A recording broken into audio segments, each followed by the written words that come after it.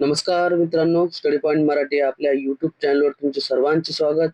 आपल्या चॅनलवर तुम्ही नवीन असाल तर आपल्या चॅनलला सबस्क्राईब करा आणि तुमच्या मित्रांना सुद्धा आपल्या चॅनलला सबस्क्राईब करायला सांगा. स्टडी पॉइंट मराठी हे आपले एक टेलिग्राम चॅनल आहे. या टेलिग्राम चॅनलला तुम्ही सर्वांनी जॉईन करा, जेणेकरून आपण या युट्यूब चॅनलवर दररोज चालू घडामोडी प्रश्न घेत असतो. त्याची पीडीएफ सुद्धा मी या स्टडी पॉइंट मराठी या चॅनलवर टाकत असतो, अपलोड करत असतो आणि दररोज सर्व प्रश्न सुद्धा मी या टेलिग्राम चॅनलवर करून घेत असतो. त्यामुळे तुम्ही आपल्या टेलिग्राम चॅनलला जॉईन करा. चला तर मित्रांनो, आज आपण बघणार आहोत मुंबई पोलीस शिपाई अंदाजे मेरिट लिस्ट बघणार आहे, ते बी समांतर आरक्षणानुसार. अंदाजे मेरिट लिस्ट असणार आहे. 1-2 मार्क कमी जास्त होऊ शकतो, कारण प्लस त्यात एनसीसी चे मार्क्स ऍड होतील. एनसीसी मार्क्स ऍड झाल्यानंतर थोडे 1-2 मार्कांनी मेरिट इकडे तिकडे जाऊ शकते. चला तर बघूया आपण अंदाजे मेरिट लिस्ट काय असणार आहे मुंबई पोलीस शिपाई परीक्षेसाठी. सर्वजण म्हणतात पेपर खूप अवघड होता, पण पेपर अवघड नव्हता मित्रांनो. मुलांना खूप मार्क्स आहे, 90+ वाले भरपूर भरपूर मुले आहेत.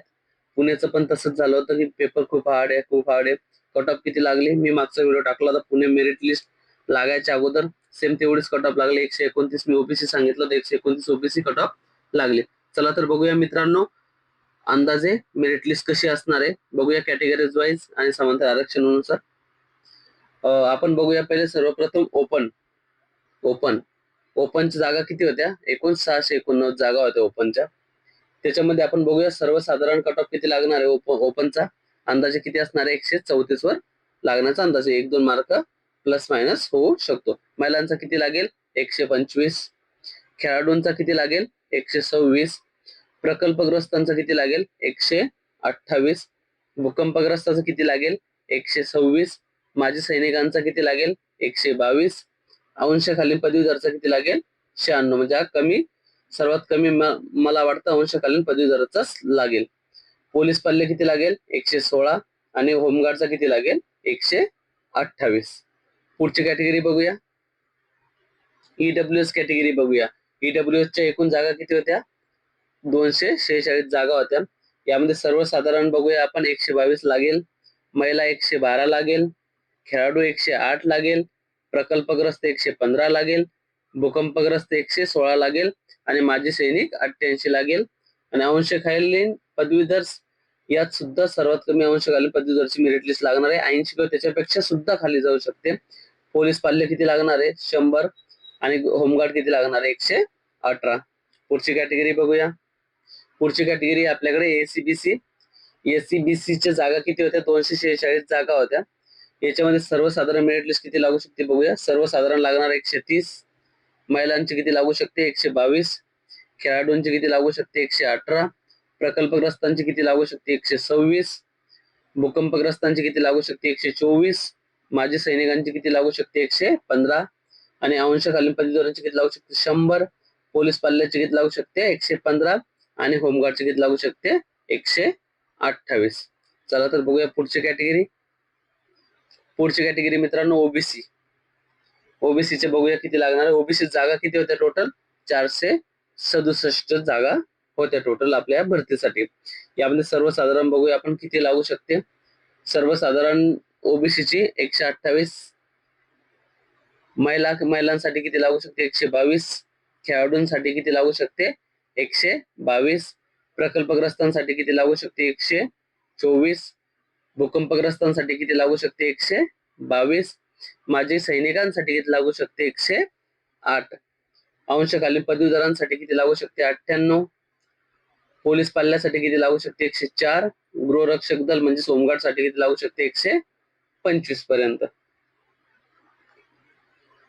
पुढची कॅटेगरी बघूया एसबीसी.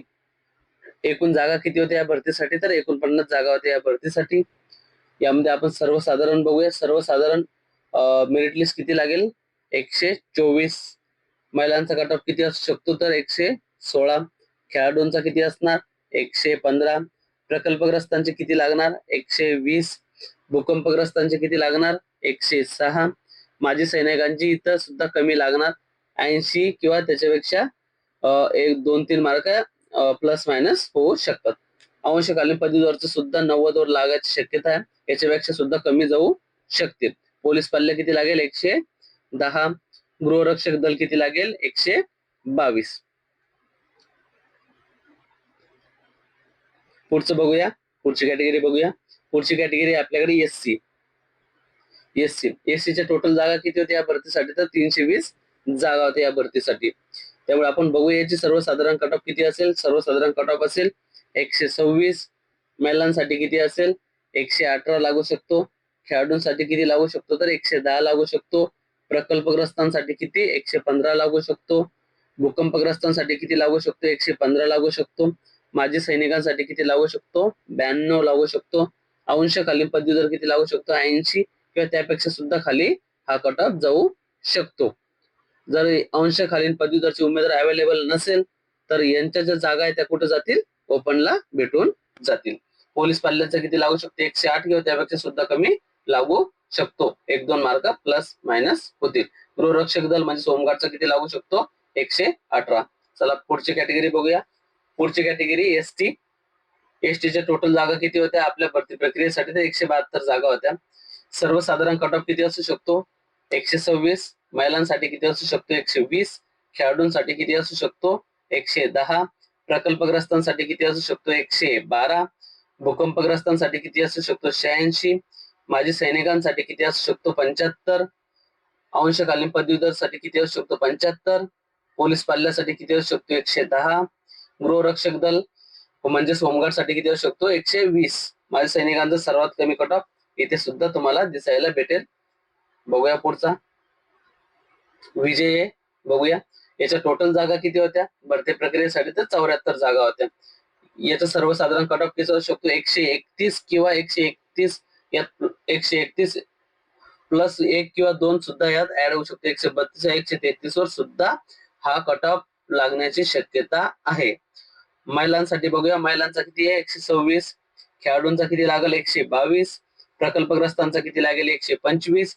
भूकंपग्रस्तांचा किती लागेल? 125. माजी सैनिकांचा किती लागेल? 100. अंशकालीन पदवीधराचा किती लागेल? 82. पोलीस पाल्याचा किती लागेल? 115. गृहरक्षक दलाचा म्हणजे होमगार्डचा किती लागेल? 128. पुढची कॅटेगरी बघूया. NTB category. एकूण जागा किती होत्या? 61 जागा होत्या. सर्वसाधारण कट ऑफ बघूया. सर्वसाधारण किती लागेल? 130 लागेल. महिलांसाठी 124 लागेल. खेळाडूंसाठी 122 लागेल. प्रकल्पग्रस्तांसाठी 125 लागेल. भूकंपग्रस्तांसाठी 122 लागेल. माजी सैनिकांसाठी 98 लागेल. अंशकालीन पदवीधर साठी किती लागेल? 80 लागेल. पोलीस पाल्य किती लागेल? 106 लागेल. गृहरक्षक दल किती लागेल? 127. किती लागेल? 127. पुढची कॅटेगरी बघूया. NTC category. एकूण जागा किती होत्या? 86 जागा होत्या एकूण भरती प्रक्रियेसाठी. याचा सर्वसाधारण कट ऑफ किती लागेल? 131 किंवा यात प्लस 132 सुद्धा लागू शकतो. पण 131 लागायला पाहिजे. महिलांसाठी किती असू शकतो? 125. खेळाडूंसाठी किती असू शकतो? 122. प्रकल्पग्रस्तांसाठी किती असू शकतो? 124. भूकंपग्रस्तांसाठी किती असू शकतो? 125. माजी सैनिकांसाठी किती असू शकतो? 116. अंशकालीन पदवीधरांसाठी किती असू शकतो? 86. पोलीस पाल्यासाठी किती असू शकतो? 110. आणि गृहरक्षक दलासाठी किती असू शकतो? 128. पुढची कॅटेगरी बघूया. NTD category. एनटीडी मध्ये किती जागा होत्या एकूण भरती प्रक्रियेसाठी? 49 जागा होत्या. याचा बघूया सर्वसाधारण कट ऑफ किती लागू शकतो? 132 लागू शकतो. महिलांसाठी 127 लागू शकतो. खेळाडूंसाठी 124 लागू शकतो.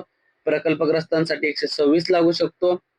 भूकंपग्रस्तांसाठी 122 लागू शकतो. माजी सैनिकांसाठी 122 लागू शकतो. अंशकालीन पदवीधरांसाठी किती लागू शकतो? 90 लागू शकतो. पोलीस पाल्यासाठी 115 लागू शकतो. आणि गृहरक्षक दलासाठी किती लागू शकतो? 130 लागू शकतो. ही होती मुंबई पोलीस दलासाठी आपली अंदाजे मेरिट लिस्ट. या मेरिट लिस्ट नुसार 1 किंवा 2-3 मार्क प्लस मायनस होतील, परंतु अशीच मेरिट लिस्ट तुम्हाला बघायला मिळेल जी काही दिवसातच लागण्याची शक्यता. पहिले मार्क्स येतील त्याच्यानंतर मेरिट लिस्ट डिक्लेअर होईल.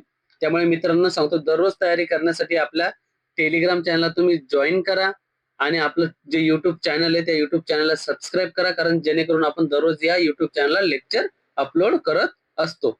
करंट अफेअरच्या असो वा सराव प्रश्नांचे असो आपण याच्यावर अपलोड करत असतो. चला तर मित्रांनो, व्हिडिओ आवडल्यास लाईक आणि शेअर करा. तुमच्या मित्रांना सुद्धा शेअर करा. तुमचे कमेंट बॉक्स मध्ये तुम्हाला पेपरमध्ये किती मार्क्स आले ते सुद्धा टाका. आपण त्याच्यानुसार बघूया अजून कट ऑफ किती लागू शकतो. चला तर मित्रांनो, भेटूया पुढच्या व्हिडिओमध्ये. धन्यवाद मित्रांनो.